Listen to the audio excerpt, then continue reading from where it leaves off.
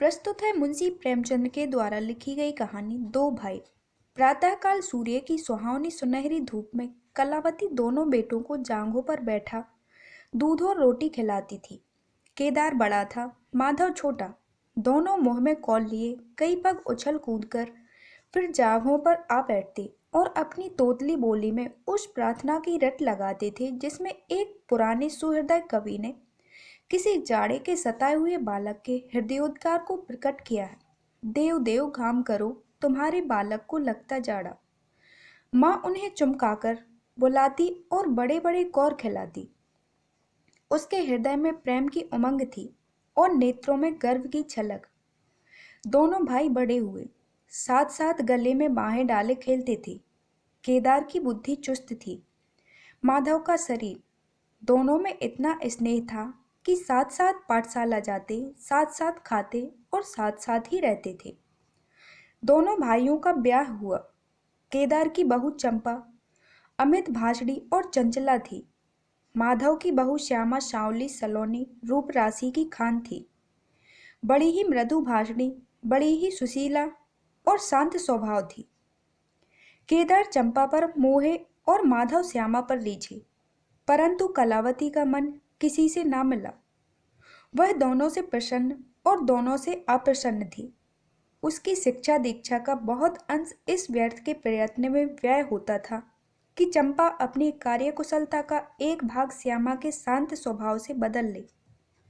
दोनों भाई संतानवान हुए। हरा भरा वृक्ष खूब फैला और फलों से लद गया।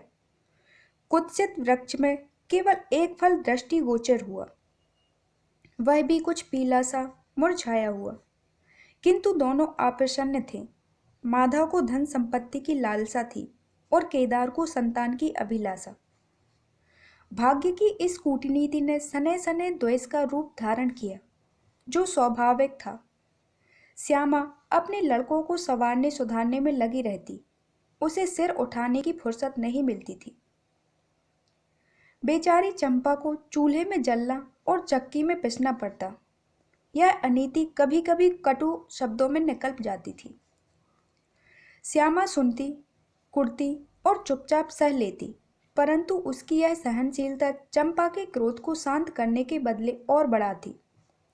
यहाँ तक कि प्याला लबालब भर गया। हिरण भागने की राह न पाकर शिकारी की तरफ लपका। चंपा और श्यामा समकोण बनाने वाली रेखाओं की भांति अलग हो गईं। उस दिन एक ही घर में दो चूल्हे जले, परंतु भाइयों ने दाने की सूरत न देखी और कलावती सारे दिन रोती रही। कई वर्ष बीत गए। दोनों भाई जो किसी समय एक ही पालथी पर बैठते थे, एक ही थाली में खाते थे और एक ही छाती से दूध पीते थे, उन्हें अब एक घर में, एक गांव में रहना कठिन हो गया। परंतु कुल की साख में बट्टा न लगे, इसलिए ईर्ष्या और द्वेष की धधकी हुई आग को राख के नीचे दबाने की व्यर्थ चेष्टा की जाती थी। उन लोगों में अब भ्रातृ स्नेह न था, केवल भाई के नाम की लाज थी। माँ अब भी जीवित थी, पर दोनों बेटों का वैमनस्य देखकर आंसू बहाया करती थी। हृदय में प्रेम था, पर नेत्रों में अभिमान न था। कुसुम वही था, परंतु वह छटा न थी। दोनों भाई जब लड़के थे, तब एक को रोते देख दूसरा भी रोने लगता था। तब वे नादान, बेसमझ और भोले थे। आज एक को रोते हुए देख दूसरा हंसता और तालियां बजाता है। वह समझदार और बुद्धिमान हो गए थे। जब उन्हें अपने पराये की पहचान न थी, उस समय यदि कोई छेड़ने के लिए एक को अपने साथ ले जाने की धमकी देता, तो दूसरा जमीन पर लौट जाता और उस आदमी का कुर्ता पकड़ लेता। अब यदि एक भाई को मृत्यु भी धमकाती, तो दूसरे के नेत्रों में आंसू न आते। अब उन्हें अपने पराये की पहचान हो गई थी। बेचारे माधव की दशा शोचनीय थी। खर्च अधिक था और आमदनी कम। उस पर कुल मर्यादा का निर्वाह। हृदय चाहे रोए पर होंठ हंसते रहे, हृदय चाहे मलिन हो पर कपड़े मैले ना हो। 4 पुत्र थे, 4 पुत्रियां और आवश्यक वस्तुएं मोतियों के मोल। कुछ पाइयों की जमींदारी कहाँ तक संभालती। लड़कों का ब्याह अपने बस की बात थी, पर लड़कियों का विवाह कैसे टल सकता था। 2 पाई जमीन पहली कन्या के विवाह की भेंट हो गई। उस पर भी बाराती बिना भात खाए आंगन से उठ गए। शेष दूसरी कन्या के विवाह में निकल गई। साल बाद तीसरी लड़की का विवाह हुआ। पेड़ पत्ते भी न बचे। हाँ, अब की डाल भरपूर थी, परंतु दरिद्रता और धरोहर में वही संबंध है जो मांस और कुत्ते में है। इस कन्या का अभी कोना ना हुआ था कि माधव पर 2 साल के बकाया लगान का वारंट आ पहुंचा। कन्या के गहने गिरी बंधक रखे गए। गला छूटा। चंपा इसी समय की ताक में थी। तुरंत नए नए नातेदारों को सूचना दी, तुम लोग बेसुध हो बैठे हो, यहाँ गहनों का सफाया हुआ जाता है। दूसरे दिन एक नाई और 2 ब्राह्मण माधव के दरवाजे पर आकर बैठ गए। बेचारे के गले में फांसी पड़ गई। रुपए कहाँ से आए? न जमींदार, न जायदाद, न बाग, न बगीचा। रहा विश्वास, वह कभी का उठ चुका था। अब यदि कोई संपत्ति थी तो केवल वही 2 कोठरियां जिनमें उसने अपनी सारी आयु बिताई थी, और उनका कोई ग्राहक न था। विलंब से नाक कटी जाती थी। विवश होकर केदार के पास आया और आंखों में आंसू भरे बोला, भैया, इस समय में बड़े संकट में हूँ, मेरी सहायता करो। केदार ने उत्तर दिया, मद्दू, आजकल मैं भी तंग हो रहा हूँ, तुमसे सच कहता हूँ। चंपा अधिकारपूर्ण स्वर से बोली, अरे, तो क्या इसके लिए भी तंग हो रहे हैं? अलग भोजन करने से क्या इज्जत अलग हो जाएगी? केदार ने स्त्री की ओर कनखियों से ताककर कहा, नहीं नहीं, मेरा यह प्रयोजन नहीं था। हाथ तंग है तो क्या, कोई ना कोई प्रबंध किया ही जाएगा। चंपा ने माधव से पूछा, 5-20 से कुछ ऊपर ही पर गहने रखे थे ना? माधव ने उत्तर दिया, हाँ, ब्याज शायद कोई 125 रुपए होते हैं। केदार रामायण पढ़ रहे थे, फिर पढ़ने में लग गए। चंपा ने तत्व की बातचीत शुरू की। रुपया बहुत है, हमारे पास होता तो कोई बात ना थी, परंतु हमें भी दूसरे से दिलाना पड़ेगा, और महाजन बिना कुछ लिखाए पढ़ाए रुपए देते नहीं। माधव ने सोचा, यदि मेरे पास कुछ लिखाने पढ़ाने को होता तो क्या, और महाजन मर गए थे, तुम्हारे दरवाजे पर क्यों आते? बोला, लिखने पढ़ने को मेरे पास है ही क्या, जो कुछ जगह जायदाद है वह यही घर है। केदार और चंपा ने एक दूसरे को मर्मभेदी नयनों से देखा और मन ही मन कहा, क्या आज सचमुच जीवन की प्यारी अभिलाषाएं पूरी होंगी?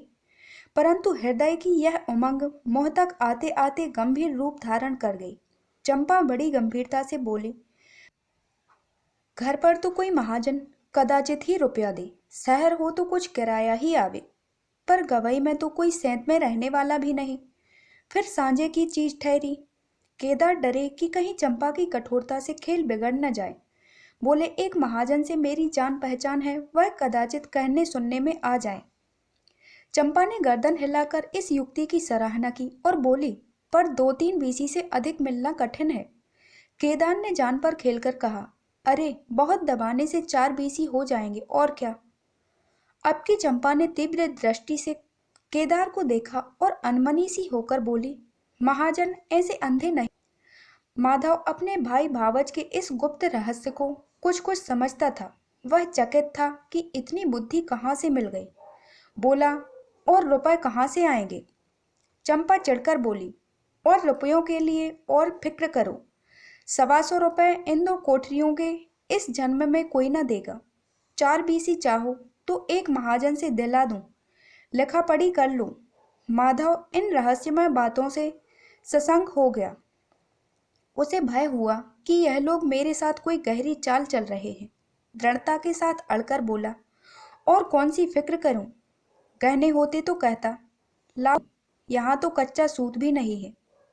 जब बदनाम हुए तो क्या 10 के लिए, क्या 50 के लिए, दोनों एक ही बात है। यदि घर बेचकर मेरा नाम रह जाए तो यहाँ तक स्वीकार है, परंतु घर भी बेचूं और उस पर प्रतिष्ठा धूल में मिले, ऐसा मैं ना करूँगा। केवल नाम का ध्यान है। नहीं, एक बार नहीं कर जाऊं तो मेरा कोई क्या करेगा? और सच पूछो तो मुझे अपने नाम की कोई चिंता नहीं है। मुझे कौन जानता है, संसार तो भैया को हंसेगा। केदार का मुंह सूख गया। चंपा भी चकरा गई। वह बड़ी चतुर, वाक निपुण रमणी थी। उसे माधव जैसे गवार से ऐसी दृढ़ता की आशा न थी। उसकी ओर आदर से देखकर बोली, लालू, कभी कभी तुम भी लड़कों की सी बातें करते हो। भला इस झोपड़ी पर कौन 100 रुपए निकाल कर देगा? तुम 125 के बदले 100 ही ले लाओ। मैं आज ही अपना हिस्सा बेचती हूँ। उतनी ही मेरी भी तो है। घर पर तो तुमको वही 4 20 ही मिलेंगे। हाँ, और रुपयों का प्रबंध हम आप कर देंगे। इज्जत हमारी तुम्हारी एक ही है, वह न जाने पाएगी। वह रुपया अलग खाते में चढ़ा लिया जाएगा। माधव की इच्छाएं पूरी हुई। उसने मैदान मार लिया। सोचने लगा कि मुझे तो रुपए से काम है, चाहे 1 नहीं 10 खाते चढ़ा लूं। रहा मकान, वह जीते जी नहीं छोड़ने का। प्रसन्न होकर चला। उसके जाने के बाद केदार और चंपा ने कपट भेष त्याग दिया और देर तक एक दूसरे को इस सौदे का दोषी सिद्ध करते रहे। अंत में मन को इस तरह संतोष दिया कि भोजन बहुत मधुर नहीं, किंतु भर कठौती तो है। घर, हाँ, देखेंगे कि श्यामा रानी इस घर में कैसे राज करती है। केदार के दरवाजे पर 2 बैल खड़े हैं। इनमें कितनी संग शक्ति, कितनी मित्रता और कितना प्रेम है। दोनों एक ही जुए में चलते हैं। बस इनमें इतना ही नाता है। किंतु अभी कुछ दिन हुए जब इनमें से एक चंपा के मैके मंगनी गया था, तो दूसरे ने 3 दिन तक नाद में मुंह नहीं डाला। परंतु शोक एक गोद के खेले भाई, एक छाती से दूध पीने वाले आज इतने बेगाने हो रहे हैं कि एक घर में रहना भी नहीं चाहते। प्रातः काल था। केदार के द्वार पर गांव के मुखिया और नंबरदार विराजमान थे। मुंशी दाता दयाल अभिमान से चारपाई पर बैठे रेहन का मसविदा तैयार करने में लगे थे। बारंबार कलम बनाते और बारंबार खत रखते, पर खत की सान न सुधरती। केदार का मुखारबिंद विकसित था और चंपा फूली नहीं समाती थी। माधव कुम्हलाया और म्लान था। मुखिया ने कहा, भाई ऐसा हितु न भाई ऐसा शत्रु। केदार ने छोटे भाई की लाज रख ली। नंबरदार ने अनुमोदन किया, भाई हो तो ऐसा। मुख्तार ने कहा, भाई सपूतों का यही काम है। दाता दयाल ने पूछा, रेहन लिखने वाले का नाम? बड़े भाई बोले, माधव वल्द शिवदत्त। और लिखवाने वाले का? केदार वल्द शिवदत्त। माधव ने बड़े भाई की ओर चकित होकर देखा। आंखें डबडबा आईं। केदार उसकी ओर ना देख सका। नंबरदार, मुखिया और मुख्तार भी विस्मित हुए। क्या केदार खुद ही रुपया दे रहा है? बातचीत तो किसी साहूकार की थी। जब घर में ही रुपया मौजूद है तो इस रेहनामे की आवश्यकता ही क्या थी? भाई भाई में इतना अविश्वास! अरे राम राम, क्या माधव 80 रुपए को भी महंगा है? और यदि दबा भी बैठता तो क्या रुपए पानी में चले जाते? सभी की आंखें सेन द्वारा परस्पर बातें करने लगी, मानो आश्चर्य की अथाह नदी में नौकाएं डगमगाने लगी हों।